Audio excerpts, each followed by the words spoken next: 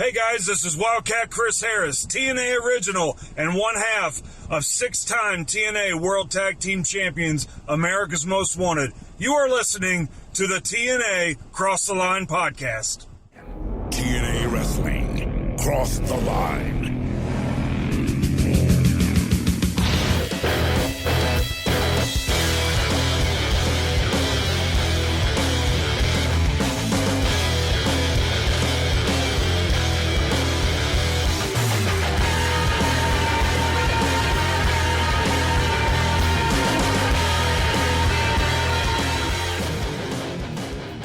And we're back with episode 212 of the TNA Cross the Line podcast. I am Colling Jr. With me, as always, is Dallas Gridley. In Dallas, we are coming off of Final Resolution, which, if I am recalling correctly, I found it to be disappointing. But it featured the return of Sting. Although we had seen him wrestle in 2003, I guess we're pretending that the Asylum years in fact do not exist, and it is his first match since seeing him in WCW. Dallas, you tend to enjoy Final Resolution. Now we're going towards Against All Odds. How are you feeling? Man, I'm always feeling good as we're heading toward the next one. I was pulling it up to confirm. Yes, Bob, you gave that show a thumbs down, which is sad, but you know, that's sometimes what happens. And we're going to break the whole show down as we always do on the show after. So if you happen to miss it, first off, highly recommend you check it out. It was a good long episode. The pay-per-view days are always fun. But if not, we are going to talk about everything that went down. Well, and if I'm remembering correctly, my issue was with the finishes.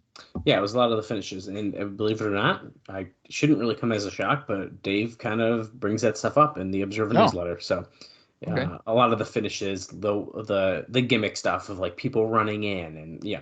So he does talk, a lot about it. So I guess that being said, I think we should just get right into it.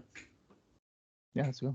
We got plenty to talk about before we get into today's episode of Impact. So let's look at what the readers of the Observer thought before I forget, like I tend to do. And Bob, you give it a thumbs down. I gave it a thumbs up. So by an average, we gave it a thumbs in the middle. However, what do you think that the readers of the Wrestling Observer newsletter gave it? A thumbs up, a thumbs down, or a thumbs in the middle?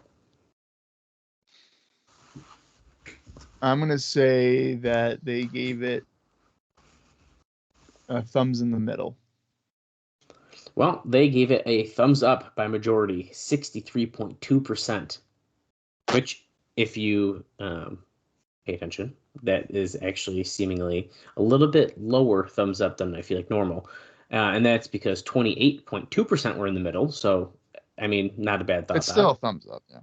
Right. And then 8.6% gave it a thumbs down. Now, if you want the number breakdown, thumbs up, 132 people. Thumbs in the middle, 59. And thumbs down, there were 18 people. So, majority of people enjoyed it. And I bet you a lot of the people in the middle were similar feeling to you, where it was like, yeah, there's a lot of weird finishes. Yes, yeah, I feel like if I was allowing myself to do thumbs in the middle, I would have done thumbs in the middle, but I had to do thumbs down. Yeah, that's fair. And I'm sure that these fans went with thumbs up in large part because it's the return of Sting. I would have to assume. That would make sense to me, but right. What do you think was voted on as the best match of the show? I know we don't have to. We didn't run down the card yet. But... Joe and Daniels. Yeah, it's Joe and Daniels. 179 people. In second place was Sting and Christian versus Jarrett and Brown with 24 votes. And once again, it's probably because it was Sting's return match. Right. Not that I think it was bad. I don't think it was bad. As far as the worst match, what do you think I voted on for that? Hang on a minute. I have to look up the card because I don't remember. I'm going to say... Oh, wait. Okay. I'm going to say... Oh, it's got to be the James game against Diamonds in the Rough. Yeah, it is, with 61 votes. In second place was Bobby Roode and Ron Killings with 40 votes. Then Raven and the returning Sean Waltman with 32 votes. And believe it or not, AMW versus Team 3D with 10 votes was the 4th place. And I think that's got to be because of the dusty finish they did. Oh, yeah. Because the match was good. Yeah. That was so fucking bad. Because they literally won the match. But then it's like, no, you didn't. I thought it was I don't think it was bad, but I see what you mean. I thought it was interesting. No, I didn't yeah. Now, just to give everybody an understanding here is, we do a couple episodes at a time, whatever. And then, so for instance, we took like Christmas off, whatever, New Year. So we've had like 2 or 3 weeks where we haven't had to record. And in that time frame, I watch or review a whole shit ton of wrestling. So I tend to forget what the hell I've talked about on this podcast. But when you mentioned the dusty finish for the fucking AMW Team 3D match, it was like, you can't really forget that one. That shit was so oh my god, annoying. Because it wasn't even like, I'm trying to like, I gotta look at this real quick. Yeah, okay. Yeah, the fucking Team Canada gets involved. Oh my god. And they just switched. He made the cover, but he was like blinded, right? Or he was like knocked out, so he didn't know. And then Team Canada comes out, switches it, and then the referee doesn't count. He's just like, yeah, AMW, of course, that's who I counted for. Right? Because he opens his eyes and saw him, and then usually raise their hand. Yeah, that's so fucking bad. That's so bad. And I'm not the only one, because I just went to Matt Petticord's recap on WrestlingRecaps.com, and all his only comment on it is, "You got to be kidding me with that finish." It's like, yeah, no fucking shit, dude. Holy, that's pretty bad. funny. That is pretty funny. Oh man.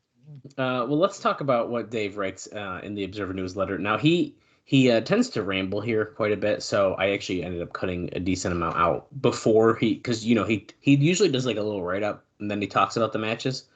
There's a lot of stuff. So if you want the full in-depth thing, I'd recommend checking out the January 23rd, 2006 Observer newsletter. But of course, the biggest thing here is the return of Sting. He signed a 1-year contract with TNA. Had its ups and downs on the January 15th Final Resolution pay-per-view in Universal in Orlando. He says, before the usual full house of 900 fans with several hundred turned away, and believe it or not, many staying to watch on the screens outside in the setup for the overflow. The show featured a combination of generally good work and overbooking that overall would be a mixed bag as a show. He says the plethora of run-ins and ref bumps, may not even needed, was overdone and ended the show with a bad taste, even though the main attraction, Sting, generally did well. He says Steve Borden, who turns 47 on March 20th. Just put that in perspective real quick. He's turning 47 here in 2006. Okay. It's 2024, Bob. He's about to do his last match very soon. That's fucking wild. It's fucking insane to me. There's something not right with that. That's insane. He says he'll 65, which I guess is like retirement age. Yeah, that's a more realistic, but in wrestling, that is almost. You could argue that people retired 10 years before that. Well, a lot of times they should. Yeah. Well, okay, they should retire. Yeah, like Ric Flair should have retired probably in like 2008 at the minimum. I feel like Sting saw that Ric Flair's last match show, and he saw his match, and he goes, "That ain't gonna be me, brother." And he goes, he picked up phone, Tony, I got like 4 more in me. Yeah. 4 more matches, I'm done. Yeah, of course. No, that whenever I hear that like type of stuff, it just reminds me of Shane Douglas always saying, "You're not going to see me embarrassing myself like Ric Flair," and he would be saying that in like 1997. And then you look here in 2024, and guess who's still wrestling? Shane Douglas. Although, I mean, he's not completely accurate. If he doesn't make it to what 70, how old is Flair? 70. I don't even know. Is he? He's got. Well, He's in his 70s for sure. if Sting is 65 or going to be 65 whenever his birthday is, I'm gonna say Ric Flair's got to be at least like 72. Let's see, At least. 74. Okay. There you go. Turning 75 on February 25th. Yeah. So Sting said, "Nah, I'm not doing that." Wait, hang on a minute. When's Revolution? It's February, or is it March 1st? February, March. I don't know. It's at the end of February, beginning of March, isn't it? Oh, March 3rd. I was gonna say if it was on February 25th, He'd get one more birthday in. Flair's 75th birthday, he's wrestling. One more time, brother, for Sting. He would absolutely be wrestling. Anyway. So Sting, 47 on March 20th of 2006 here. He returned to a somewhat full-time wrestling after more than 5 years, teaming with Christian Cage to beat Jeff Jarrett and Monty Brown in the main event, featuring the usual assortment of rough bumps and run-ins that were ridiculous after they had been done to death earlier in the show. The crowd was super hot for him, which didn't translate nearly as well on pay-per-view. Live, the crowd was said to be super hot, but on pay-per-view, it only seemed so in spots. The crowd was incredibly respectful for Sting, chanting, "You still got it," when he performed a high spot. You have no idea how much that meant to him, Dave says. Sting was nervous about the audience, and he'd been told that they were internet marks who were impossible for him to please. So they made Sting feel bad before he went out, which is really great. That's great. Yeah. Hey, Sting, I know we're at Universal, but this ain't WCW, brother. These aren't casuals. These are the diehards. Yeah, you ain't gonna please them. Yeah. But thanks for coming in. But good luck out there. Have fun. Yeah, ridiculous. He says it was clear he had trained hard for his return and could easily pass up for being 10 years younger than he is. But this is like so ridiculous. And I'm reading this part because, once again, in hindsight, he's been wrestling for another 18 years. But he says, but still, he looked like a high school math teacher dressed up to look like Sting for Halloween at that age and still wearing his Crow-era Sting gimmick. Still, it's a weird thing because it's the only role he can play. Okay. I agree with that. He did look like a school teacher. That's a very good. I agree with that. But I also agree with if you would have told me that he was 47 here, I would have said you're wrong. Oh my God. I would have thought he was younger. Well, but he did look like a teacher in like a. Is the haircut? I feel like the different. It's the haircut. Right? It's too short. He's got to have longer hair. That's absolutely what it is. Yeah. Well. Anyway, moving on. He kind of talks a little bit about some of the matches in the next part that I'm kind of skipping over, but we're going to talk about the matches, so I'm just skipping it. He said there were people worried that the show wasn't going to be well received because of the nature of so many gimmicked finishes. In the main event, weird, right? In the main event, where the finish was Sting pinning Jarrett after the Scorpion Death Drop, Jarrett booked even more with another Team Canada run-in, a ref bump, and weapons. His idea was that after all that, people would be happy because they would be getting a clean finish, and the faces growing over. It's an apropos finish to earlier screw jobs. Dave says, for me at least, it only led me to totally losing interest in the match once the ref went down and not caring about anything afterwards. Preliminary indications are that Sting's appearance didn't do much, if anything, for the buy rate, which is going to be a bitter pill to swallow. He says, based on storyline, there were 2 matches that needed the rough bumps and screw jobs, which were the AMW Team 3D match, where the idea was that Team Canada would cost Team 3D the match, and the Raven vs. Sean Waltman match, where Larry Zbyszko played the heel rough role and saw Raven's foot on the rope, but continued to count. By virtue of that stipulation, Raven must leave TNA for good. Yeah, so I would say that only the Raven match probably needed the ref. I mean, really, yeah. AMW Team 3D, no. You could just have Team Canada cost Team 3D the match. Yeah, I agree. You don't need a ref. You don't need to do that finish at all. I agree. I think I'm honestly kind of surprised that they are potentially really dragging out a Team 3D title win, because now that they're going to feud with Team 3D or Team Canada for at least 2 months. Right, and this is the part that's like super interesting to me, because as I mentioned when we were starting to see Team 3D and stuff, TNA likes to hotshot putting titles on big names, specifically WWE guys and girls for that matter. They really like to do that, because, and I get it to a degree, because then it's like, oh hey, Team 3Ds are tag team champions, like one of the biggest tag teams in history. Like, I get it, but like, it's fascinating to me watching, from their debut until early 2006 here already, and they're not. Yeah. They're still not the champions. I can't believe it. Well, I think part of it might be, at least for me, it's like as soon as they win the tag team titles, then what? Mm-hmm. Exactly. What'd you have next? Well, that's the hard part, right? The money right now is in the chase of them trying to get it, which is, I feel like, generally the case, right? It's the babyface chasing the heel champion, and it's going to be like we just said, they're going to win it, and then it's going to be like, okay, cool, now what? And then we're going to be bored until they lose it again, and then they have to start something else. I think that if they were to beat AMW, it's the type of thing where they'd have it for a month, and then you look at LAX, seems to be like a new, that could be a thing. They would win the titles, and then Team 3D is going to chase them to like Bound for Glory or something, and like win the titles there. Type of deal. Yeah, that's a very interesting situation.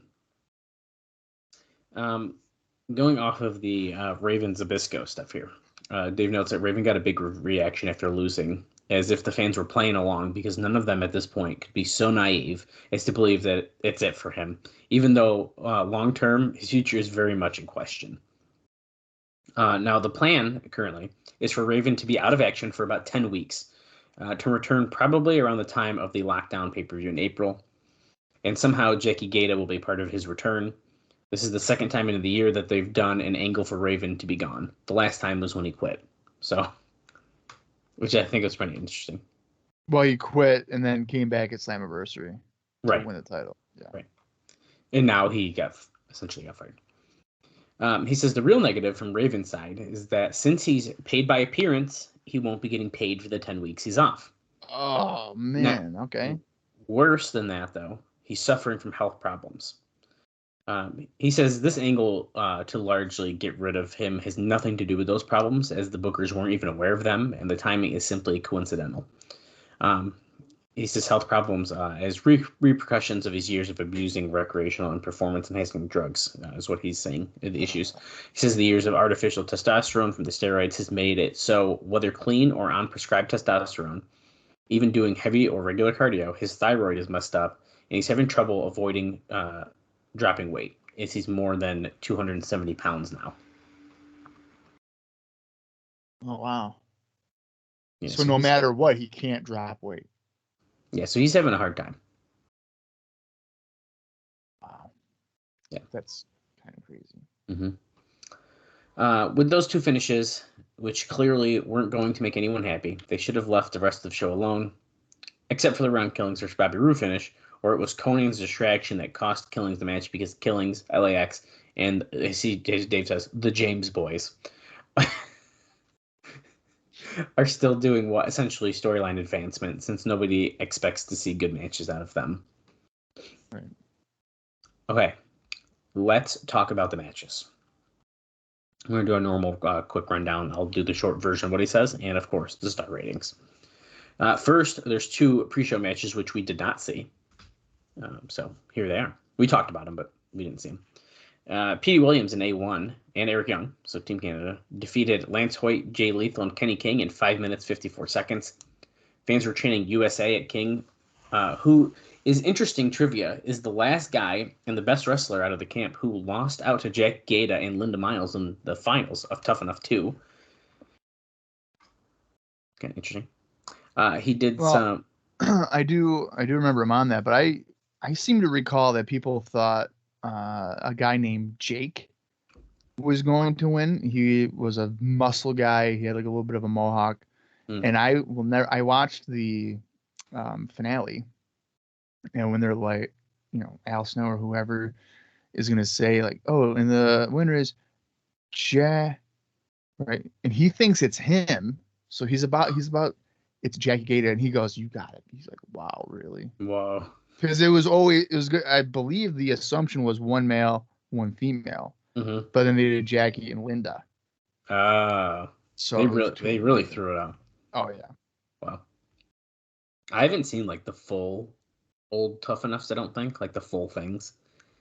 Well, as we looked before, it's on Peacock, so I would have to resubscribe. So maybe one day I will, and I will watch it. You will. I know. I'll be back. Yeah. Anyways, he did some like athletic stuff. Hoyt didn't look good at all apparently, and his cult following started to dwindle as well. Williams pinned Lethal with the Canadian Destroyer. I mean, I did notice there was not much of a Hoyt chant or anything.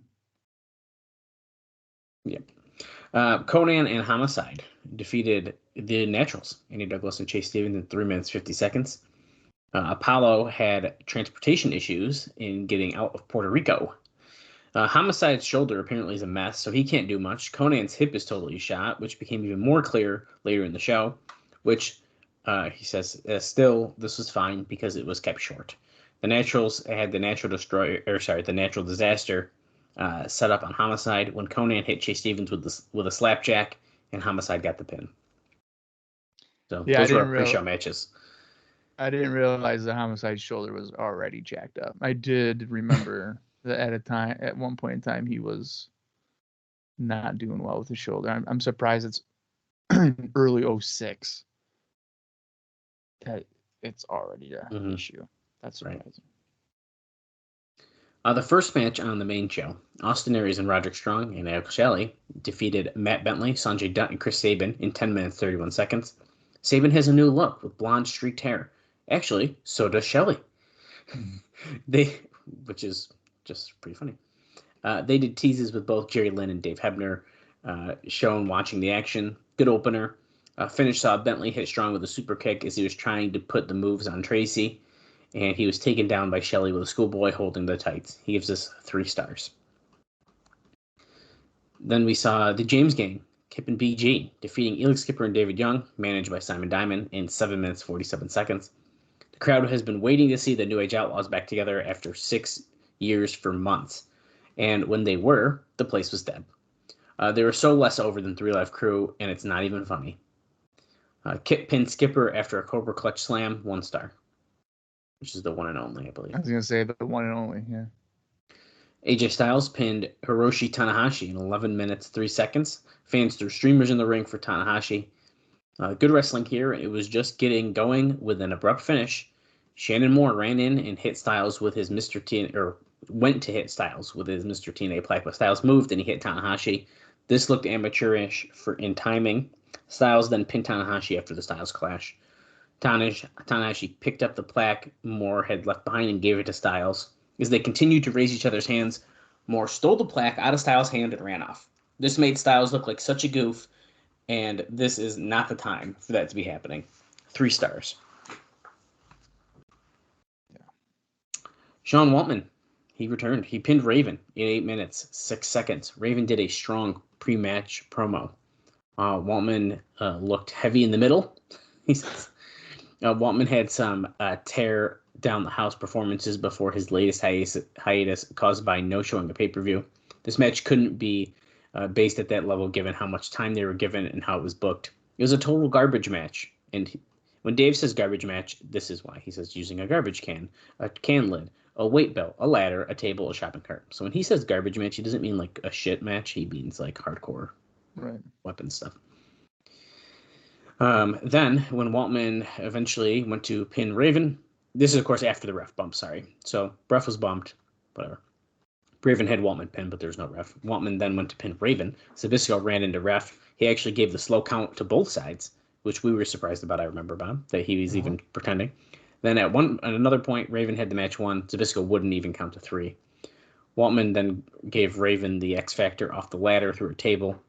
Zbyszko counted the pin, even though Raven got his foot on the ropes. The crowd gave Raven a big pop, and you could tell nobody bought the idea he was gone. As he was leaving, Jake Iida showed up and started yelling at Zbyszko and told Raven there was more to the story that he doesn't know about. And Dave says, I guess the Raven girlfriend angle has been totally dropped. And he actually notes that apparently at one point it was talked about being Christy Hemme was going to be Raven's girlfriend. Kind of interesting. That could have worked. Yeah. I could see that working out. I mean, I can see it working. Good for Raven to get Christy Right. Hemme. Yeah. That could have worked. I could see that. He gives this match 2 stars.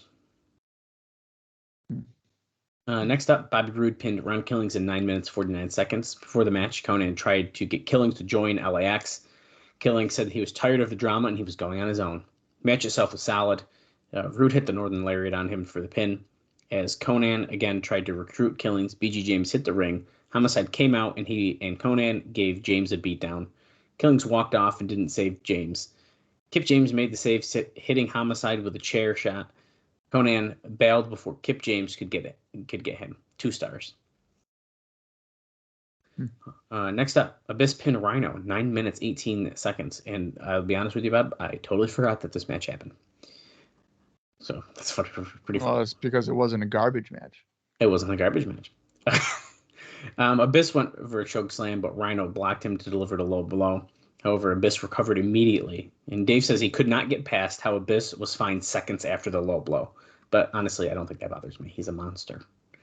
And he nailed Rhino with a black hole slam onto chairs for the pin. After the match, Abyss used some more chair shots. 1 3/4 stars. Next up, the controversial match. AMW beat Team 3D, featuring the return of the Dusty Finish to keep the NWA Tag Team titles in 12 minutes 43 seconds. He says the finish looked bad, since Gail Kim gave Chris Harris the powder right in front of the referee, Rudy Charles. Ray kicked Harris's hand, and the powder went in the face of both Harris and Charles. I don't actually mind that she gave it to him right in front of him. I think that was kind of the point, and I thought it was funny, but whatever. They did the 3D to Harris, and Charles rolled over and counted the pin. Place went nuts. I think Team Canada was supposed to come out sooner, but they came out and destroyed Team 3D with numerous shots and hockey stick and put Harris on top of Brother Ray. Charles then recovered and raised Harris's hand. Now, he talks shit about it, but he still gives this 3 1/4 stars. Yeah, I mean, to me, it's not even a Dusty finish because... Well, that's the weird... And I see... This is where I like wasn't sort a of... pin. This is where I kind of agree more with you of being like, yeah, this wasn't a good finish because they tried to do a different kind of Dusty finish, but like you said, they did technically actually pin them. It wasn't like a... Because what? In a real Dusty finish... A Dusty finish would be like Team 3D won the match. The referee... A second referee comes out and says, no, it's a DQ because Team Canada used the... Right. Use the... Or could it be something where it's like they pin the non-legal man or like that kind of thing too, and they could be like, well, wait, he wasn't actually legal, and they have the other guy come out and that kind of thing. Yeah. Something like that. But this is an instance where Team 3D literally won, get it tagged, put a guy, the champions are put on top, and the referee's like, okay, I did that. And then, yep, they won. That's not a Dusty finish. That's just like, I don't even know. It's not Dusty. It's a finish. It's a finish. AMW didn't pin them at all. It's so fucking bizarre to me. Right. And I don't know how it would be seen as helping AMW because it fucking's like, dude, you lost. Like, you got pinned. If anything, it just makes them look more like a heel, I guess, right? I mean... Well, the heat's now on Team Canada. Well, right. So, I mean, I guess it helps them, but... Right. Next up, the second to last match, Samoa Joe defeated Christopher Daniels to keep the X Division title in 15 minutes 33 seconds. Excellent match and well above everything else on the show. He talks quite a bit about the spots in this match, but as I skip ahead here, he obviously beats the shit out of Christopher Daniels in this match. And he used a muscle buster, but Daniels got to the rope to break up the pin. Joe then delivered a muscle buster on a chair and refused to pin him. Joe was throwing soccer kicks and knees on the ground, like this was a pride fight. After more knees and kicks on the ground, Styles threw in the towel because Styles came out ringside because he was worried about what was happening to Daniels. Another point is, by this point, the crowd was behind Daniels. Daniels ended up being carried out of the ring. He gives us 4.25 stars. Yeah, I mean, it's a good match, but again, I don't. I think the way that AJ did the finish kind of like spoiled it, but or at least like how the camera work was. I wouldn't have had it on AJ as he goes to get I would have just had him in the hole, and then the towel just comes out of nowhere. It's like, oh, fucking. Yeah, they were. Yeah, I called it as soon as he walked to the ring. I said he's about to grab the fucking towel. Yeah, and then he just eyes it, eyes the towel, grabs it, and it's like, okay, well, here we go. Yeah. The main event, Christian and the returning to wrestling Sting beat Jeff Jarrett and Monty Brown in 15 minutes, 5 seconds. People went nuts for Sting when he came out. The finish eventually saw Jarrett grab the guitar, but Sting grabbed his bat and smashed up the guitar. Sting then used the Scorpion Death Drop onto Jarrett. Sting didn't do anything spectacular, and Christian was in most of the time. As it should have been, since the idea was to make Sting look hot and shine. As far as the in-ring went, Sting's return was a success considering his age and how long he's been out. 2.75 stars. Yeah, I mean, it was almost a show that I ordered as a kid, and I didn't do it. I bet you as a kid, you'd have loved it. No, loved it. No, I think I would have been pissed off by the AMW Team 3D finish. Oh, another that would have pissed me off. Well, fair. One more thing about the Raven storyline that they're doing that Brian Alvarez makes mention to is apparently he's saying that this angle is based on an X-Men comic book storyline potentially with Phoenix, which I haven't actually read the real thing, so I can't really speak on it, and he explains it very poorly. But basically, he says, Alvarez says, Raven has been telling people he wanted to do this for a long time, and while I'm not positive this is the deal, the X-Men story does involve a guy saving the life of a woman, who is Jean Grey, which is Phoenix, and since Jackie Gaeta, who may or may not end up being the mystery girlfriend from a few months back. So Alvarez's thing, it could potentially be Gaeta is part of this thing, but Dave says it's dropped, so who knows. She appears to be tied up in the Raven storyline, and it makes sense with the Raven playing the role of the female in the story, essentially. But then he kind of shits talk the fact that he doesn't read comics, so he doesn't really actually help explain that. But I thought it was interesting nonetheless. Oh, it's amazing that Brian Alvarez would basically provide nothing. He's really fucking good at that, and dude, I don't know. As soon as we started doing this podcast and I was reading his stuff, I was like, I don't like this guy. And then you hear him talk on his live show. It's not good. He's very annoying. Yeah. He's just super negative. At least Dave Meltzer is I feel like he's critical, but at least sometimes he makes sense. Whereas Alvarez is dude, he's just so negative about everything.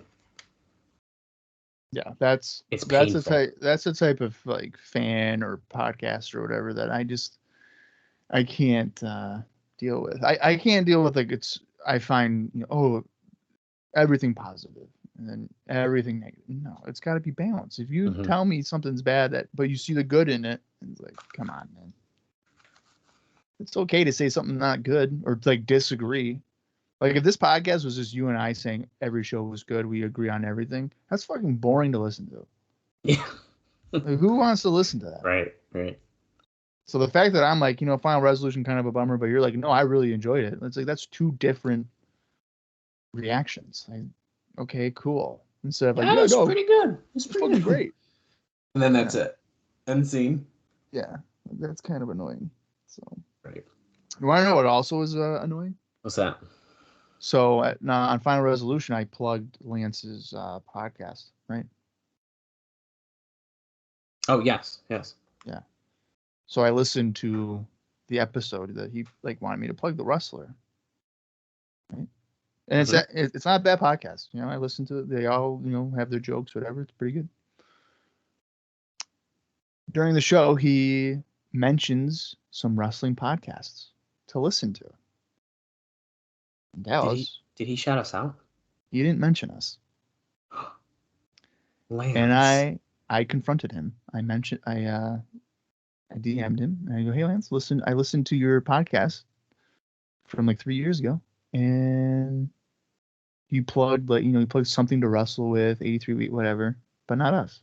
And I was like, what the fuck? You have me plug your fucking podcast and you don't mention us. And he goes, well, in my defense, I hadn't found you guys yet. And I said, there's no fucking excuses for that.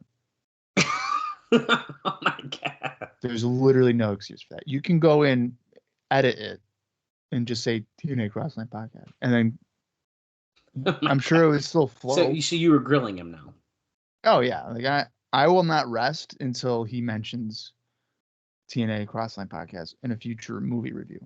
Like it won't even make any sense. So he could be reviewing like Titanic or something. And he could be like, this scene reminds me of the TNA Crossline Podcast. Just throw it in there. Who cares? Clerks. I don't know.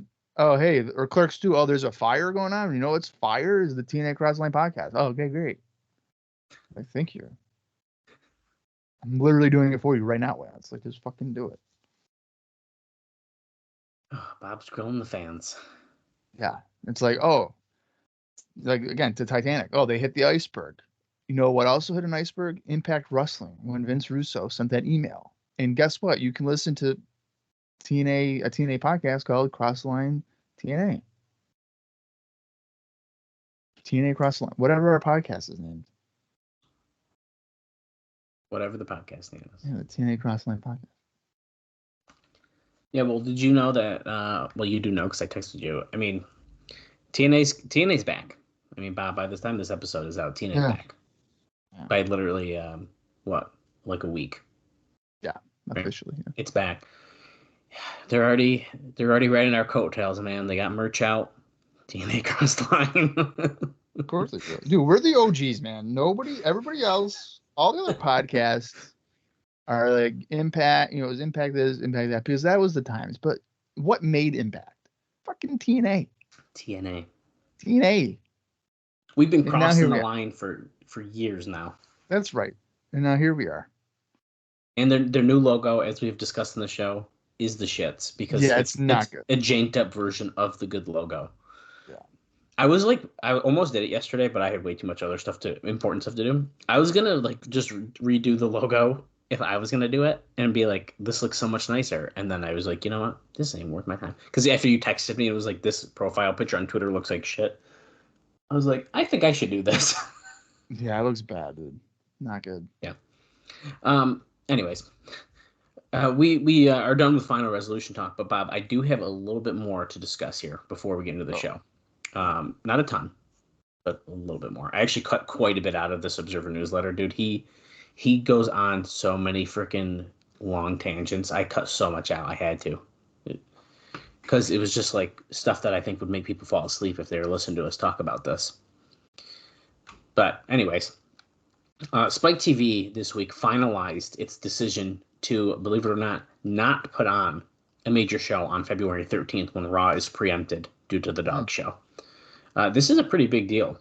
So it said here, according to sources, Spike had pressured TNA into signing one more marquee superstar who would debut on the show besides Sting before they would approve the special, and TNA failed to do so. Now, Dave says, it's hard to figure out on what they were expecting because the only person available who would fit their criteria was The Rock. While we do know that he's had communications with Jeff Jarrett, it's more along the lines of wanting his advice on the product. I don't believe Spike would have brought in Brock Lesnar, being a big enough name at the time. And it's still a few weeks before they could even hope to even have talks with him anyways. The move is the first real sign of lack of faith in TNA, and in particular, its star power. Because for months, everyone had pointed to the February 13th as TNA's golden opportunity to reach new viewers. It's believed Spike's decision was that it didn't believe that TNA was ready for a Monday night special. The fact that decision was made on a night without WWE programming shows the odds are not good at this point of getting the Monday night slot head-to-head with Raw, that Jeff Jarrett, Sting, and others in the company have openly talked about as the ultimate company goal. And then the last part of this is that TNA had expected to get that special that night and had not been told it wasn't happening, but over the past week, reading the writing on the wall, that since they weren't told it was, time was running out and it wasn't going to happen. So, unfortunately... It would have been hysterical if The Rock showed up. Dude, could you imagine? If he signed The Rock. That is so ridiculous. Yeah. And the fact that their goal apparently is a head-to-head Monday, that is such not a good idea. Well, thank God it doesn't happen for a while. Yeah, but even when it does happen, not a fucking good idea. Yeah, well. Stick to your... It's like, you know what? It's like the AEW NXT. When NXT went to Wednesdays, because Dynamite... Wasn't it originally on a Tuesday? NXT? Yes. It was on like the internet or whatever. Yeah, or Peacock or whatever network. But I'm pretty sure it was Tuesdays. And they're like, no, let's go to Wednesdays. And then there's like a whole war. And then people were like, oh, look at AEW starting a war. And they're like, no, NXT's going to that night. And why? Why can't you just have a Tuesday to yourself? That's what I would want. I don't want to be direct competition. Fuck you, man. I want to have my own night. You can have your fans. I'll have my fans. And we all live happily ever after. I do not need to compete. Right. On the same night. Not happening. There's no reason for it. Mm-hmm. And they would get murdered. Oh, yeah. Even if they just kept it like, oh, hey, Monday nights, 8 to 9. Or 9 to 10. You're still going to get You're going to get absolutely murdered. Mm-hmm. Because as soon as fans see Shannon Moore walking down that aisle to fight Sonjay Dutt, they're going to be like, what's John Cena up to? Boom. And you're just going to go right to Raw. Like, give me a break. This dude with Shannon Moore. I'm kind of going off of the whole star power thing, though. His next note is semi-related, I guess. He says there are talks going on right now with two wrestlers who he could be considered bigger stars than Sting. Now, the deal opened a lot of eyes. However, I don't see anyone else going anywhere near the deal. Chris Jericho, who had always been negative about going when asked by TNA officials, did remark recently he'd be very interested if he could get Sting money, but it doesn't look like anyone else is going to be getting that deal. He says, anyway, neither are at a serious stage, but one you would think would be interested at all is showing a lot of interest in working more than a few dates. He also, I say he, as in Jeff Jarrett, talked with Bret Hart as well. When they were in England together with, while Scott D'Amore and Jamie Borash, who are friends with Hart, have talked about believing there's a chance that he would come in. Now, Jarrett's skeptical because at this point he's like, I think, doing the Hall of Fame stuff because he's doing business with WWE or like a DVD or something like that. Well, he got inducted in what? 04? Before, so they got to be doing some other stuff too. Then there's a DVD that came out soon after. Bob's getting blown up. I have it on fucking mute. Now I do. What was it? So wait, yeah, because he got inducted in I think 04. Are you sure? Didn't he with Bobby Heenan? Bret Hart Hall of Fame. Well, it'd help if I spelled Bret Hart right. Yeah, it's not 2 T's, it's 1. No, that's not what I did. It like made a typo and turned it to put an E in there for some reason. Well, there is an E in Bret. There's not. Or not an E, sorry, an A. I was like, what do you mean? Why is it fucking doing this, dude? Oh, it's Bret Hart. Bret Hart. And now my dog's going crazy too, so this is not helping any of the situation. I'm trying to figure this out. I'm pretty sure it's 2004. 2004. No, Hall of Fame Fest. He was inducted in 2006. Oh, that's what I meant. That's what I meant. Because that's when they're in Detroit. That's what I said. You did 2004. Yeah, I know I did. But you can just say I said 2006. Help me out. Okay, so then yeah, that's definitely what it is. Hall of Fame shit. And Hall then of that Fame. must be when the DVD came out. Yeah, so the DVD came out. Does it say? Oh no, mid 2005. Oh yeah, see, so in mid 2005 he started working with WWE, Okay. contributing to interview footage for the DVD. He returned to programming as a guest on November 16th episode of Bite This. So Todd Grisham. Todd Grisham, who says bad things on Bite This. Not great. About TNA fans. Yeah. So anyways, doubtful it's going to happen, but regardless. I believe this is my last note before the show. Yes, it is. Okay, I have one more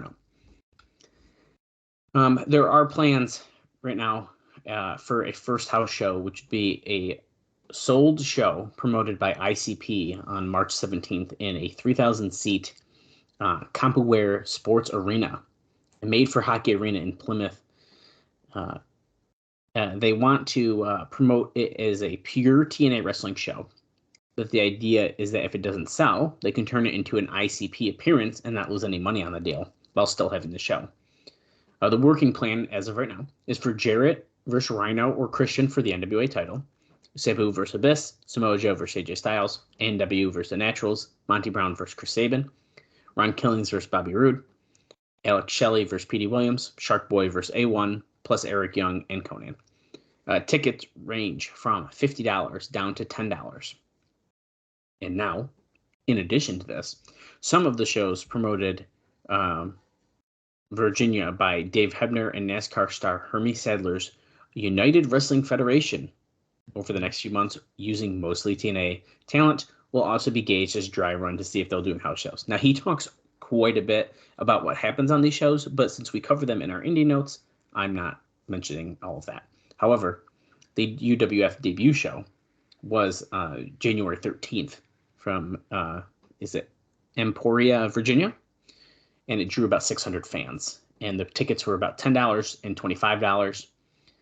Based on the current deals, the talent cost of the show would have been in the $17,000 range. So unless Jeff Jarrett was giving them bargain basement deals on himself and the top guys, which he may have been, this would have been a big loser.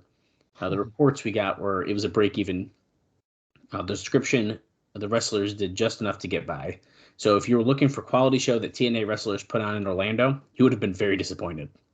The shows were billed as UWF Presents the Stars of TNA, and Dave Hebner was running everything. And once again, he goes down the card, but since we cover those in our indie notes, I'm going to not do that right now. Well, I mean, we always could because it is basically an extension of TNA. I mean, those are just straight TNA shows, not really indie. Correct. Do you want me to read this thing? I mean, if you is that what you're hinting at? If you want me to, because I'm the indie guy, I can read the part I got right here. I mean, it's like a little paragraph. I can just read it. I don't know if it's missing anything necessarily. I mean, I can just read the card. I have the card right here. Okay, yeah. Let's just run down the card then. Okay, so, well, I'll just do the results. Yeah, right? Just read the results. Okay. Yeah. So, January 13th. It's set on Cage Match. It says 700 fans. Okay. So, but if they're saying between $25 and $10 for tickets, I mean, yeah, and the fucking rates is 17. There's no way in fucking hell they're making money on this. All right, so it featured D'Lo Brown defeating Shannon Moore in 9 minutes and 37 seconds. Matt Hyson, also known as Spike Dudley, defeating Sonjay Dutt in 11 minutes and 14 seconds. Sonny Siaki defeated Ron Killings in 5 minutes and 19 seconds. Abyss defeated Sabu in a hardcore match where there was a special referee, Al Snow, in 9 minutes and 5 seconds. The James Gang, BG and Kip, defeated the Diamonds in the Rough, David Young and Elix Skipper, in 10 minutes and 14 seconds. The NWA World Heavyweight Championship match saw Jeff Jarrett lose to AJ Styles by disqualification in 13 minutes and 19 seconds. And the main event, the NWA World Tag Team Champions, America's Most Wanted, defeating Team 3D by disqualification in 20 minutes and 43 seconds. Very interesting. There is a night 2. January 14th, South Hill, Virginia, 500 fans in attendance. And this would be the day before Final Resolution? Yeah. Right. Yeah.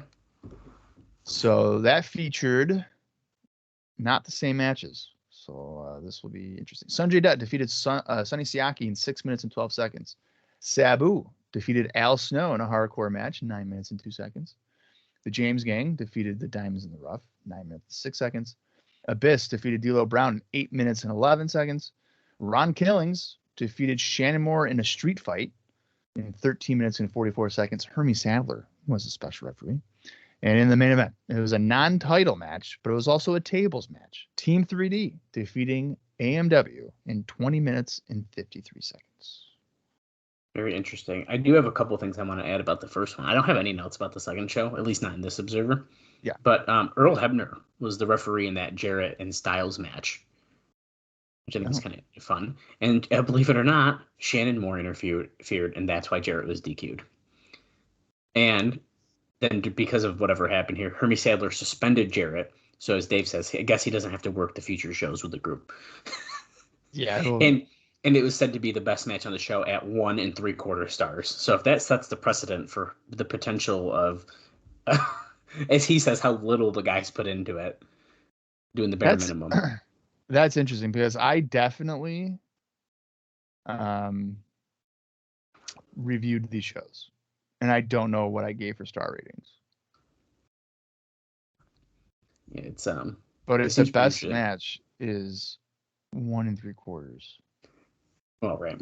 I mean, I think I'd like to watch these eventually, whether that is on this podcast or otherwise, because they are TNA shows, like you said. So I'm definitely interested in them. Yeah, I mean, there's definitely a couple. Well, there's one for sure that we need to watch, like live watch, like how we do this podcast. But yeah, I'm sure. Yeah, I definitely did review these. But there's probably other ones that we could do. But there's absolutely one that I think we need to do. Well, coming at you guys in the future. I gave Hyson and Dutt 2 stars. Okay. I gave Abyss and Sabu 2.5. I gave Styles and Jarrett 3. Well, this wasn't Dave's rating, by the way. He just said it was said to be the best match, so someone told him. Oh. So it's not his rating, but just for reference. Okay. This is like he got a live report. I reviewed these shows 11 years ago. Holy. Oh my god. Just to give you an idea of how long. Okay. Well, there's that. Yeah. Well, it was a heavy one here from Final Resolution. And guys, we got more during the show. So there's going to be more notes coming at you as we watch this episode of Impact. I tried to put as much into the show as I could, and I felt like there still might be too much, but we'll see. We'll see what we can squeeze out of here. Yeah. All right. Well, let's get into the January 21st edition of Impact. The approximate runtime for this is 42 minutes, 45 seconds. I'm going to count down from 3 when I say play. That's when you can follow along, whether it be in your own personal collection or TNA Plus. So join us for some Impact Wrestling. Count down from 3. Here we go. 3, 2, 1, play. This is TNA. While we're getting our intro, and I am assuming I'll stop talking if it's. Oh wait, here we're about to find out. Are they going to go right into the show, or? Oh no, we're doing a highlight. I want to give you guys the explosion rundown from this taping. And Bob, I don't know if I actually said these other matches because they were from the last taping that happened after Final Resolution or not. So I'm saying them again. Because wait, which one is this? This was taped on. Okay, this is taped on the 17th. Wait, that's what we're watching. This is very confusing. Oh, hold on a second. Don West is outside of the Impact Zone? Oh, waiting for the arrival of Sting. His first TV appearance in 5 years.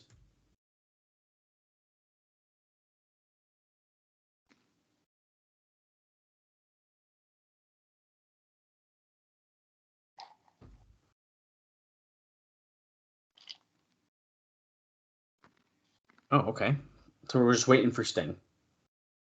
Do you think he doesn't show up? That would be so dirty, dude. That would be so bad. Okay, I'm trying to. I bet you he's like, I'm not Sting. I'm Steve Borden. Oh no, this was on the other taping. See, they got the dates wrong on Cage Match. So I might have already said these. This aired on the 20th, so actually technically the day before this episode of Impact. Lance Hoyt, Matt Bentley, and Ron Killings defeated the Diamonds in the Rough. Then on the next episode of Explosion, which airs coming on the 27th, January 27th, the Naturals defeated A1 and Bobby Roode of Team Canada. Really? And then from this taping, Bob, this is where this shit gets so really confusing. I'm just telling you guys now because it was at the taping we're watching, so it makes sense to me as the Diamonds in the Rough are coming out right now. So this airs on February 3rd, 2006 of Explosion. Hiroshi Tanahashi defeated Roderick Strong in 6 minutes and 8 seconds. And I'm assuming we have a time for that because they probably put it on their YouTube channel or something. They had to have. And then not. That's a wow. I feel like I knew he appeared on Explosion, and I did not know off the top of my head he appeared on Final Resolution. So what's that tell you? You knew he was on Explosion? I'm pretty sure I did know that. Yeah, I'm pretty sure. What? And then the other Explosion match that was from this taping that we're watching airs on is Dutt and Chris Sabin comes out. This aired on February 10th, 2006. So once again, we're kind of pushing them out here, but Team Canada, A1 Bobby Roode, Eric Young, Petey Williams defeated Cassidy Riley, Ron Killings, and the Naturals. And as the Diamonds in the Rough go right after Dutt, and it's just Sabin. And I'm going to double check just to make sure I'm not completely bullshitting you, Bob. No, all of that was taped at the taping that we are watching right now. And of course, it's also next week's show. Oh. And that being said, there's even a dark match that I cannot seem to find anywhere. And if for some reason it shows up, sorry. But Matt Bentley defeated Lex Levette in like a random dark match. Well, I got indie notes here. Chris Sabin is get the 2 count on David Young. Back on January 7th, Chris Sabin defeated B-Boy in a best 2 out of 3 falls match, 2 falls to 1 in 28 minutes and 23 seconds at PWG's Cruisin' for a Bruisin'. And then also, here on January 21st, the same day as this Impact, Chris Sabin wrestled Kevin Steen to a no contest in 18 minutes and 18 seconds in a match to determine the number 1 contender for the PWG Championship at Pro Wrestling Guerrilla's Teen Outreach Summit. What a name. I know. They have some unique names for their shows. And then let's see if Sonjay Dutt has nice anything double here. team by Diamonds in the Rough, taking out Dutt. David Young goes for the pin. 2 count. Sonjay's notes were just his appearances at the UWF shows.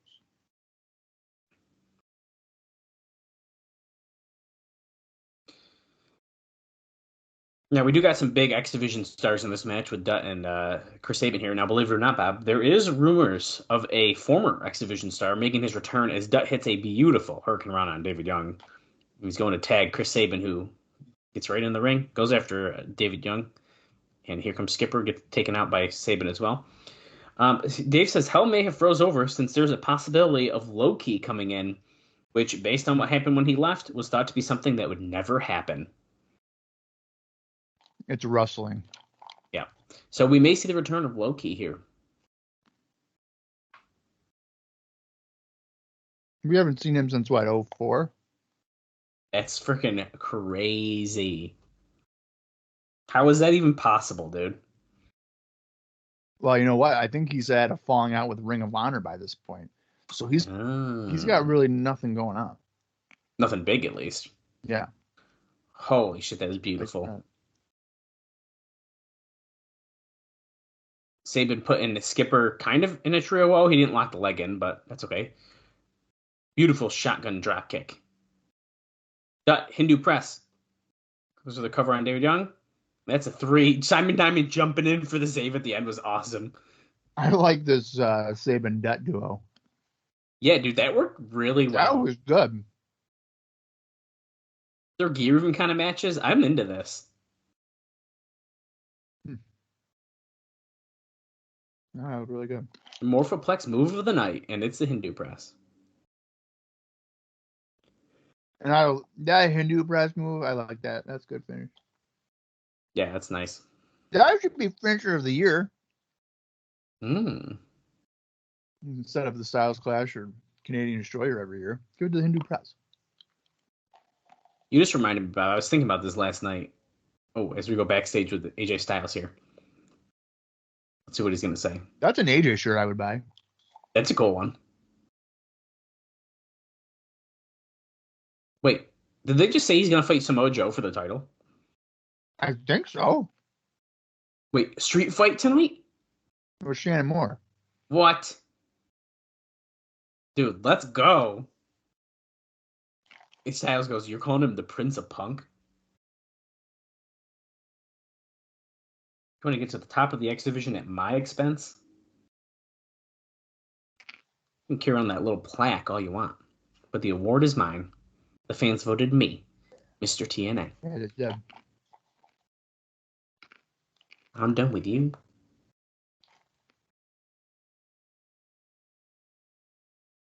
Oh, here comes Daniels. You mean the number I... Oh, the moment I stopped being the Morgan Tender is when you threw the towel in? Isn't that a little convenient? Styles goes, that was a hard decision for me to make. Bullshit.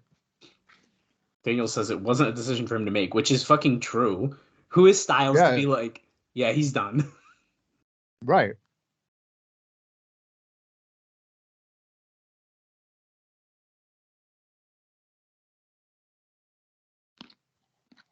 Getting spicy here, guys.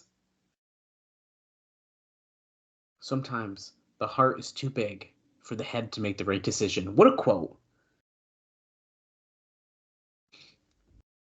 Is he gaslighting Daniels right now? Yeah, he is. Oh my god. He's gaslighting him before gaslighting was the thing. Oh, I guess I'm lucky to have a friend like you. That was good. No, yeah. Oh, look, Shane Douglas here outside of Sting's locker room, which is literally a photocopy of a Scorpion graphic. And he opens up with him going, ooh. Fucking Shane Douglas, dude.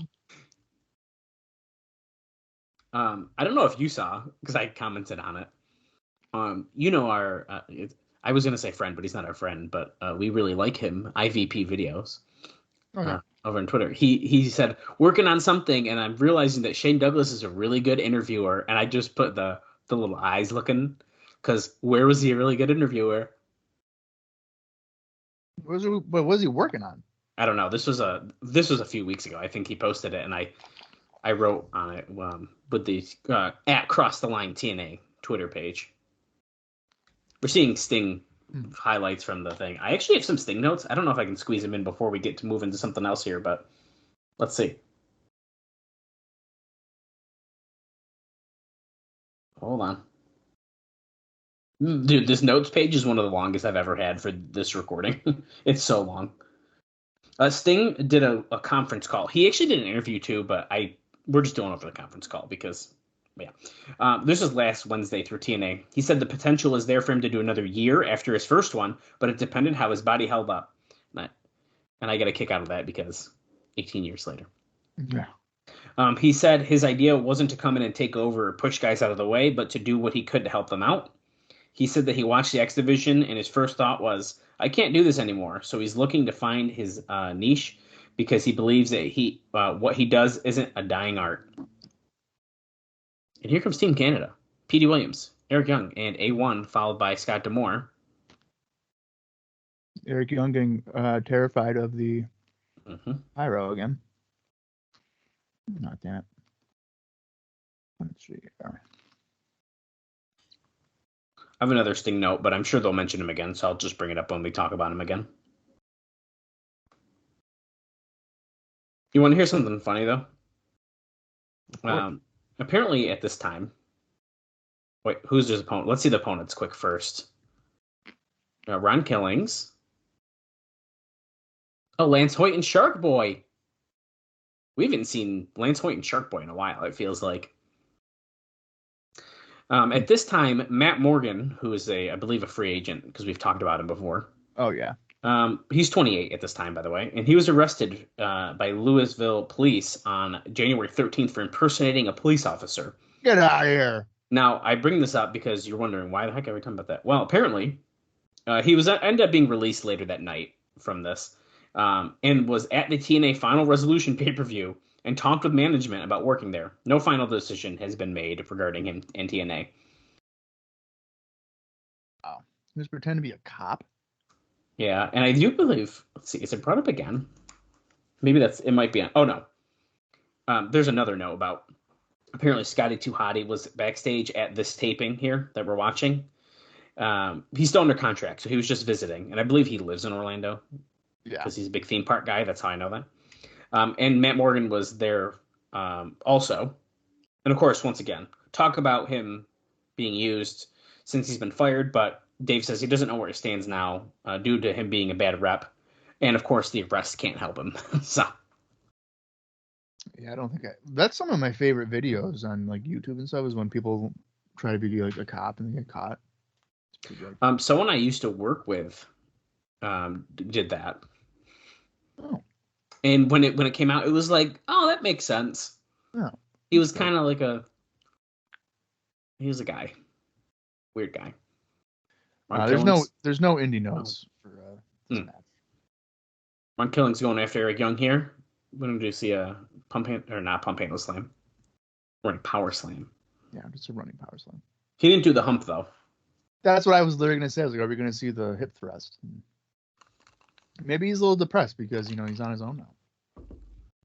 Even though he's tagging with 2 other guys right now. Who are also on their own. Yeah. A1 coming in the ring. Boom. Drops him right over his knee. Then he gets out of the ring. I like how fast he just ran out of the ring after he did that. Well, he's a heel. Dude, I'm pumped for Styles versus the Prince of Punk, Shannon Moore, in the street fight. I'm not at all. If Shannon Moore wins, there's no way he's beating Styles. Come on. Who are you fooling? Well, look at. Oh, there's fucking Dave. He's in the crowd this time. Why would you think he's not going to win? Shannon Because Moore? it's AJ Styles. Yeah, but it's super early in this feud, and they're doing it on TV. It's a street fight. It seems like I think this is the blow-off. A blow-off? Styles is about to fight Samoa Joe. This Shannon Moore thing is like a little side journey. It's like when you're playing a video game. It's a little side mission. Yeah, it's a side quest. He's going to fight Shannon Moore here on Impact, and he's going to fight Samoa Joe at Against All Odds. You better be right. So Dave Hebner was in the crowd here, and that was nice. Suplex into like a stunner there on Eric Young. I'm just pumping through the notes here because this just works out really well. Believe it or not, at the January 3rd taping, Toby Keith was there. But it was never announced because he was sitting front row with his sons, and he was asked to not be put on television to keep the privacy of his family. Now, when he was asked if he could just show him on camera without showing his kids, he declined the request. So Toby Keith was sitting in the front row at the last set of tapings. That's such a bizarre thing for him to say to me. Oh, nice pump handle slam there by Hoyt. But A1 breaks it up. Yeah, hey, I'm going to go to a wrestling show. It's televised, sit in the front row, but I would like my privacy. Yeah. I still would have showed him. Shark Boy jumping over Lance Hoyt, dropkick on A1. A1 broke up the pin after that pump handle slam by Hoyt as well. Drops Petey on the knee. Let's see. Irish whip. No, it's countered. Shark Boy into the corner. Here comes Petey Williams. Gets kicked in the face. DSD. Dead Sea drop. Oh, no. Counter. Hurricane Run Nice. at Eric Young. Holy crap. Oh, wait a second. No. Oh, Canadian Destroyer on Shark Boy. 1, 2. That's a 3.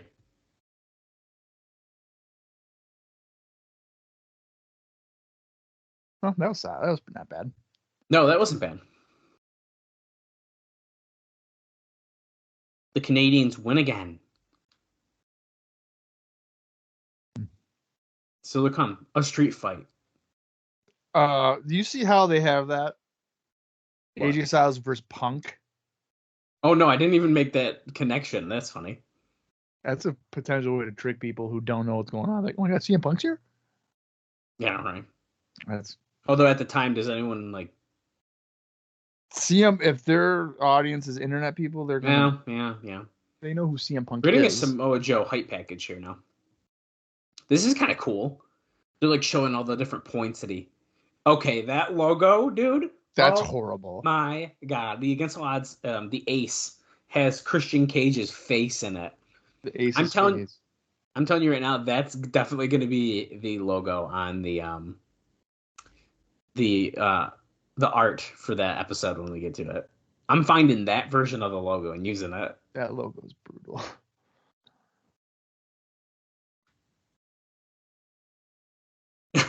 The That silent whistle. This is the Jackie Gata Gal Kim highlight stuff here. Well, I guess it's a highlight package. Hold on a second. I was nervous I wasn't going to get through all these, so. Apparently, Sting himself has said that he had never felt a proper farewell in wrestling, and that WCW just ended, and that was it.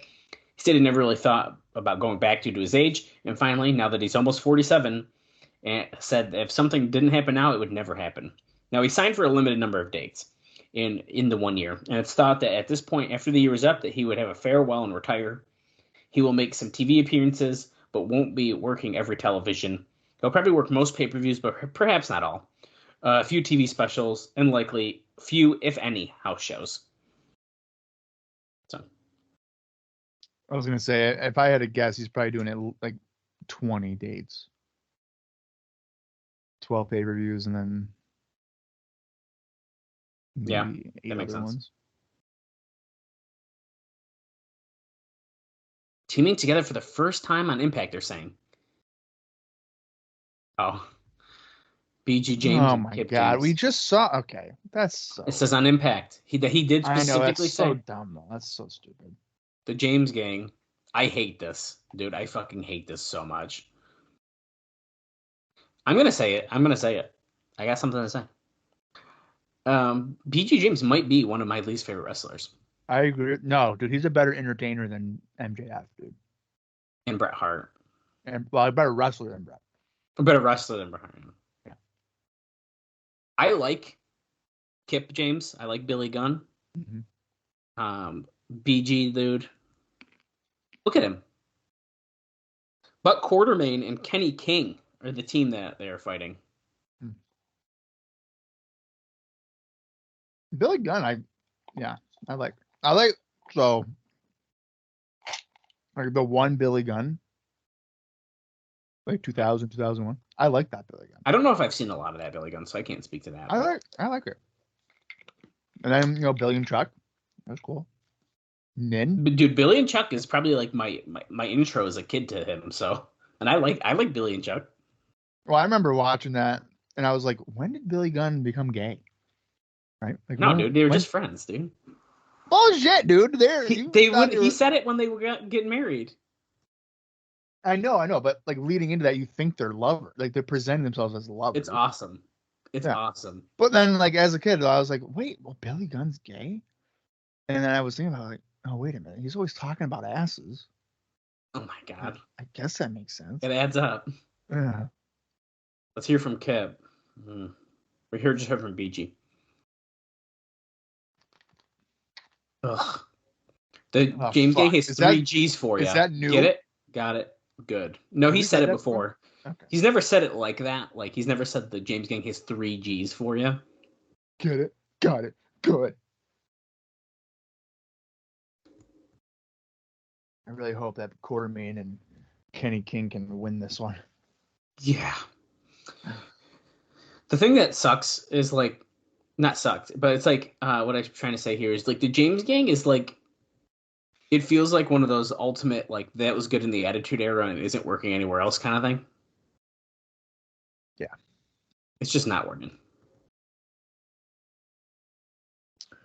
No, this is the type of act that you would expect in your local high school gym to come around like twice a year and be like, oh yeah, cool times. Not, oh, I'm gonna watch a show weekly on television.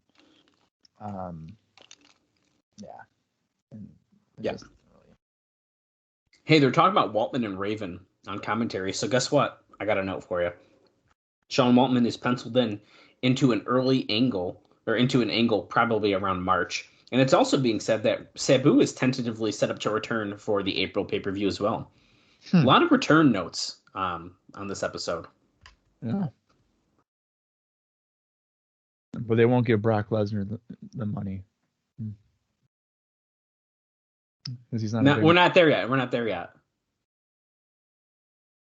No, I know, but you were just saying like. So they're Brock saying Lesnar. that Spike doesn't think that, or seemingly doesn't think that Brock is a big enough name for what Spike doesn't think. It was a Spike thing.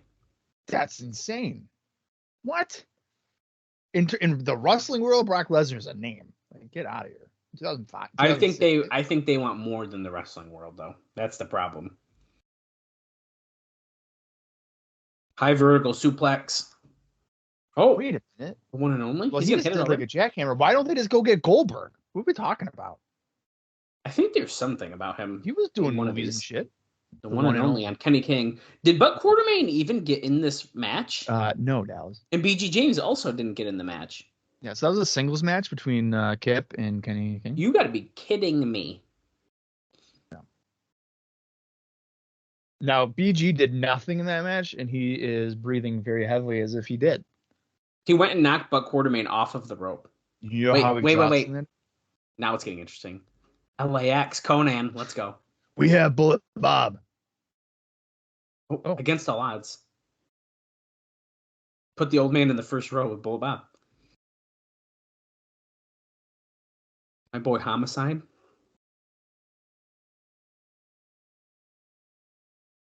You hate you and we hate you.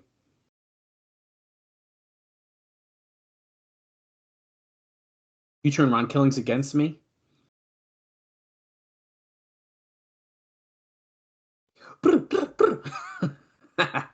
Okay, so LAX versus the James Gang against all odds. So it's Conan and Homicide against the James Gang then? Yeah, because once again, Apollo seemingly his travel issues, and we're actually going to talk about that more in our next episode. I think I have a note. What kind of travel issues can you have from Puerto Rico? I don't know. Shane Douglas is here talking with Larry Zbyszko backstage. Where's Sting? We're waiting on Sting. Oh, wait. Sting has been delayed, Zbyszko said. I've assured he will be here next week. Dallas, what the fuck did I tell you? What if he didn't show up? We're 24 minutes, 25 seconds into the show, by the way, and they've just told us Sting isn't coming.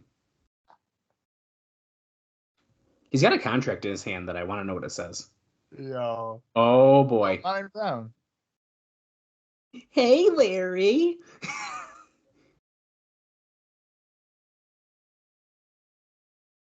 You've been having a few problems with your flavor of the month.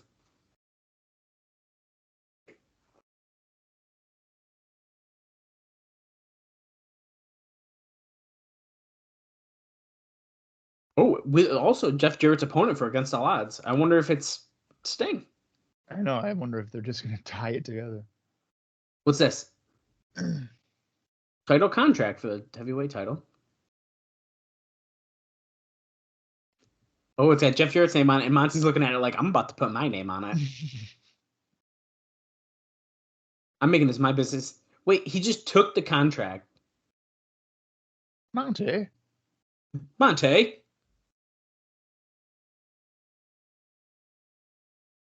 Yo, that's so garbage. I fucking knew it. Yeah. Oh, hey, Don West here, and just waiting for Sting to arrive, and he's going to be here this week. And then you got to wait a half hour. And by the way, next week. Sorry. We're getting highlight here of Shannon Moore. Bob, there's a note. I'm only going to read one line from it, and I kind of refuse to read the rest of it, to be honest with you. Okay. It says, a lot of people are under the assumption that the company is now turning a profit, but that isn't the case. And I'm not reading it because It's not true. It's literally not true. And it's actually quite long. But basically, essentially what he talks about, I'll give you the synopsis.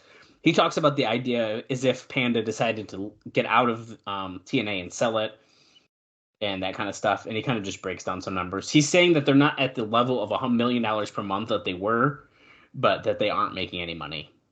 They want to get more capital, get more people involved and stuff like that. But unfortunately, it's not true. I also have another note here. It says, expect a lot more footage on Impact over the next few weeks of TNA wrestlers appearing overseas.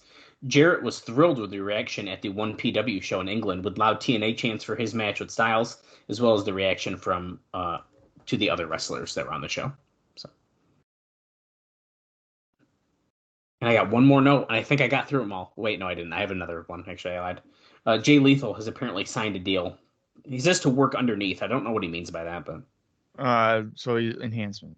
That's what I thought, but I was like, why is he saying that? Like mid card, whatever. Yeah, but that underneath usually means that you're doing jobs. Well, Jay Lethal has signed, and here comes the Prince of Punk, Shannon Moore.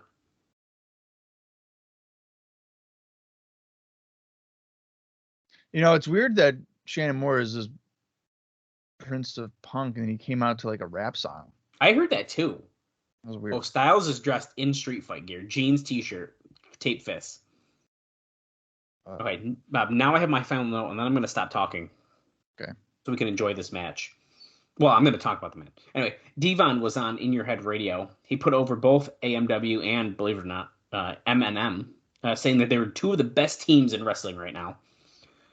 He also talks about saying that jumping to TNA was one of the best moves in their career, essentially, just like jumping from ECW to WWF back in the day. He said that the company felt that it was on the verge of exploding, and he wanted to be a part of that.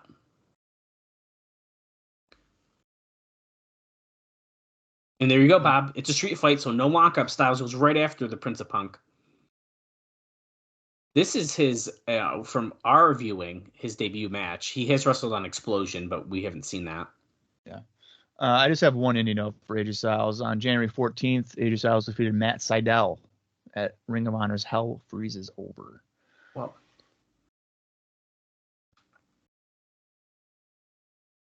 oh, Daniel's on commentary. Okay. Do you remember, did Shannon Moore have this like look toward the end of his WWE run or no? Because I don't think he did, but you know more about like random like heat velocity stuff. So I'm wondering. The original run? Oh no, I don't know what he was doing what was he doing when he got left here, like around this time?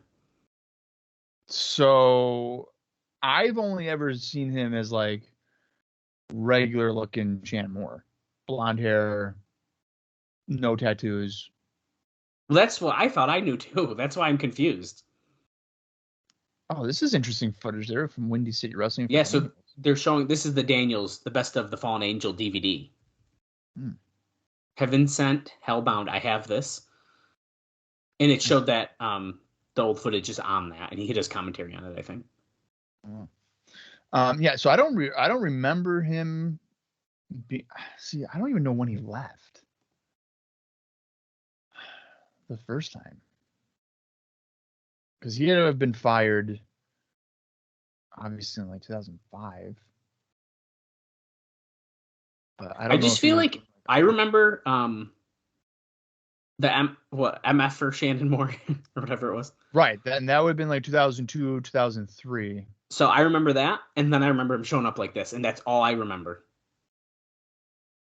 So he was there until June of 2005. So I can probably look this up real quick. He just suplexed Styles on the guardrail into the crowd. Shannon Moore's going into the crowd following him now. Put fight in the crowd on your bingo card, guys. Just kidding. That's the Jarrett one. Oh, he's choking him on like the railing. Yeah, so it looks like if I'm looking at the right thing. You know what? Hang on. There's no way that they did that for this long. God. Oh, he just tossed Shannon Moore over the edge there on the bleacher, and he fell right to the floor. Styles is definitely about to jump off of this and do something.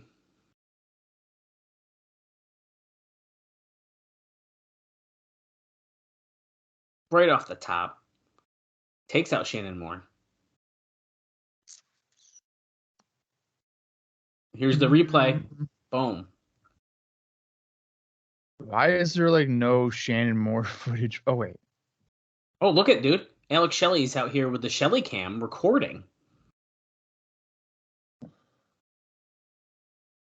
Okay, so it looks like he may have a little bit. He had the shorter hair. Well, so I was wondering if it was a similar situation to like when we saw Raven debut. He was already wearing the skirt and stuff, and I didn't even know he wore that in WWF. Yeah, so it looks like Shannon was starting to have this type of look, but not like I'm spiked up hair. Like Okay.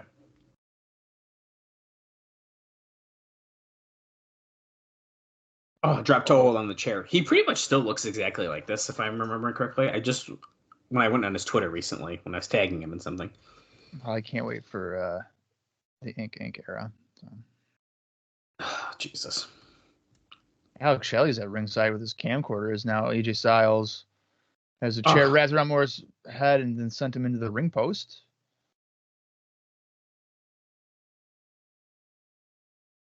Okay, so this Mohawk isn't as big anymore. Here, this is him now.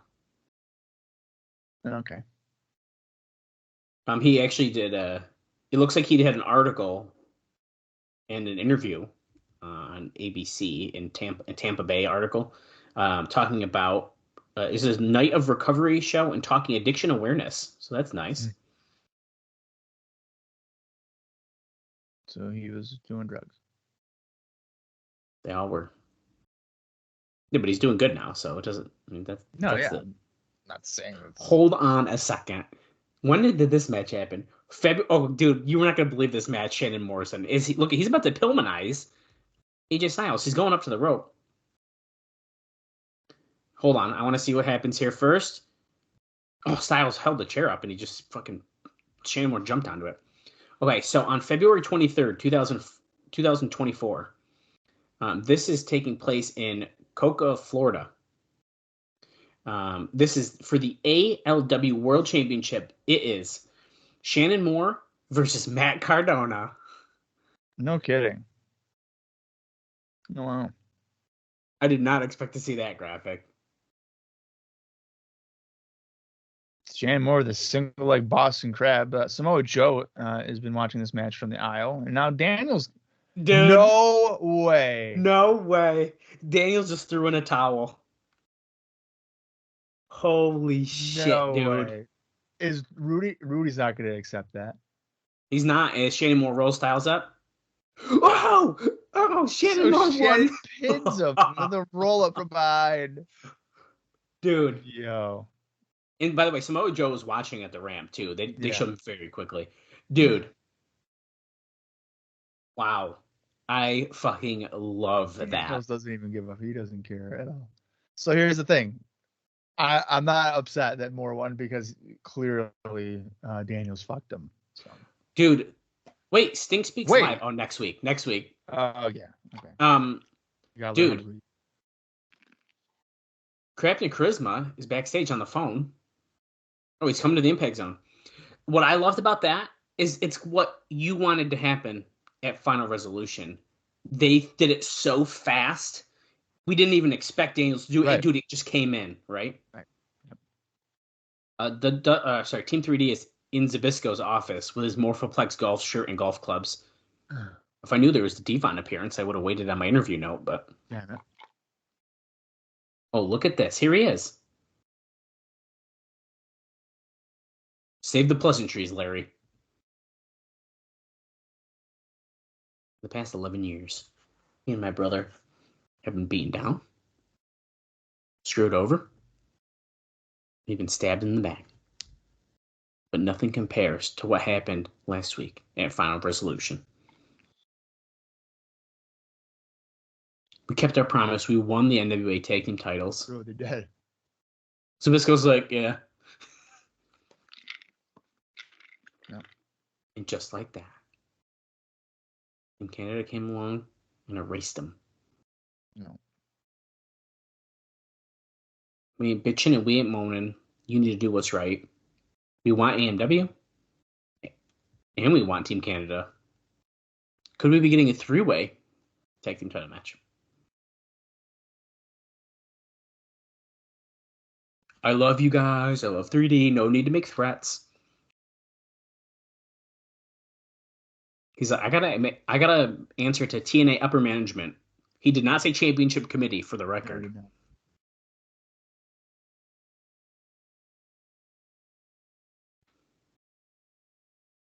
Go think about it. Let me know who you want the most. Who do you want to wrestle first? So he's making them pick who they want to fight.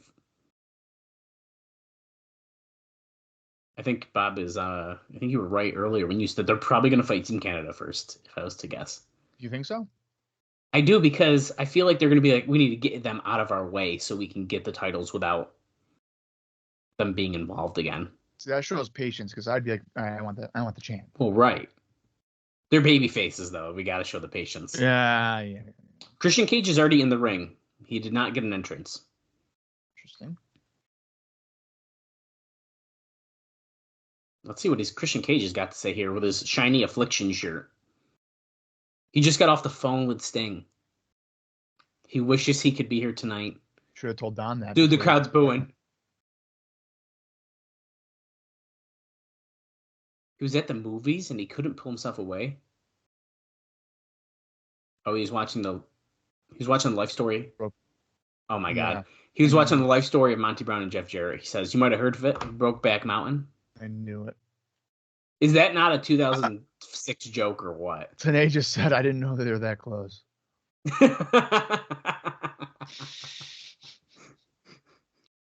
Next week, he will be here and live in the Impact Zone. Huge, major announcement to make. And of course, here comes Jeff Jarrett. It's not even huge. It's freaking major. It's my world. Like, Jerry has his hands on the contract now. How many different contracts are there?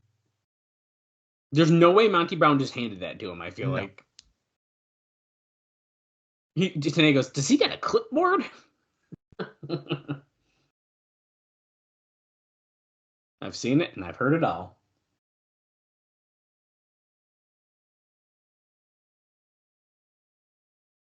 They're saying you suck, in case you can't hear them. Okay, you got a bunch of cronies out here. We're 39 minutes, 11 seconds into the show, if you're following along. 3 certainties in life. If he owes you any money, check's in the mail, right? If he's supposed to meet you somewhere, don't call him, he'll call you. And third and final one, the Stinger's going to be in the Impact Zone next week. Right, okay. That's pretty funny.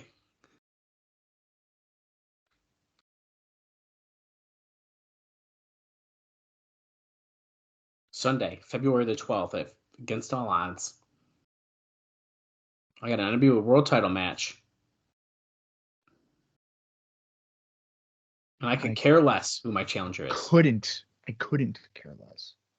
He says, I know it's not going to be Sting, because I already ran him out of TNA after one appearance.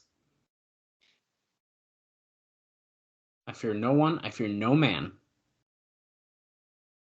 They could do the Man Beast, the War Machine, Rhino on the contract. I'd rather not have Rhino Right. on it. Oh, new flavor of the month. It could be Chris Jericho. Get your old buddy. Yo. The fact they just said that, Yo. they could, and there's a chance, and they could even make you Christian Cage, the Morgan Thunder. The crowd's chanting Y2J, fuck. dude. You know, why did he do that? Maybe it was actually a chance that it was going to happen.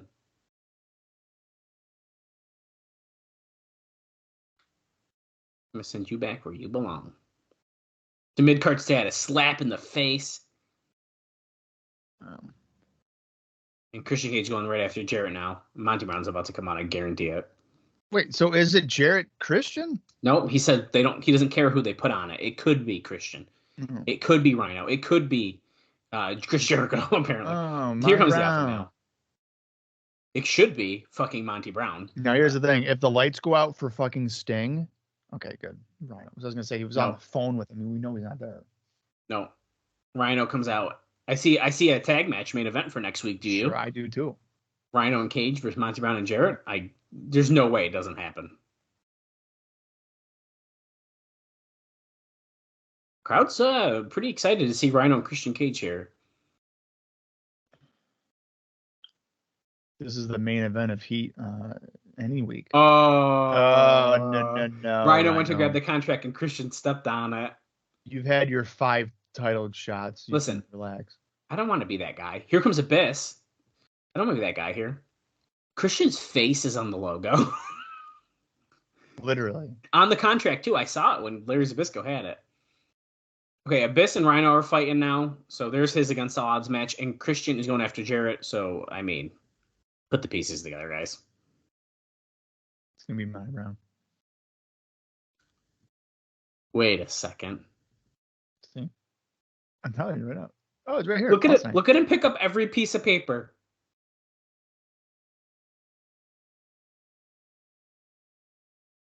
Oh, shit. Look how he's looking at it. Just sign it. Why is he hesitating? Just fucking sign it. He didn't have a pen. He didn't have a pen. Okay, what do you think of that episode of Impact, bud? That was solid. I will say it is very annoying that Don West is like, I'm waiting for Sting to get here this week. He's going to be here to talk. And then they're just like, by the way, no, he's not here. Yeah. That is a bait and switch if I've ever seen a bait and switch. Well, yeah, that was kind of dirty, right? So I do agree, though. I thought that was a pretty good episode of Impact. Strictly the finish of that street fight was freaking awesome. Daniel's immediately getting up on the apron, chucks in the towel, and then they're like, no, we can't end it like that. And then he gets rolled up and loses. It's freaking awesome. That was good. It was so good. And I like the Sabin Dutt team. Yeah. I don't know if if they're maybe making a team out of it. I don't know, but I like that. I thought that was pretty good. Yeah, I think this week had some good potential there. I was pretty excited about this episode. So that was pretty good to me. For sure. Well, okay then.